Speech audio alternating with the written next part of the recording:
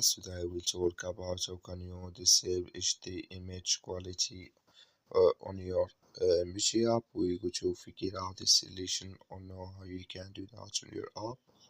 So you just follow this way, then it's going to work with you. So all you have to do, just go down, click here on me down here. So when you just go down, click here on me, it's going to take you to this list. It's going to show for you like this here. Click here on general. So then it's going to take you to next here. Then you click here on settings here. When you just click on settings, it's going to take you to next here. Camera to HD image quality.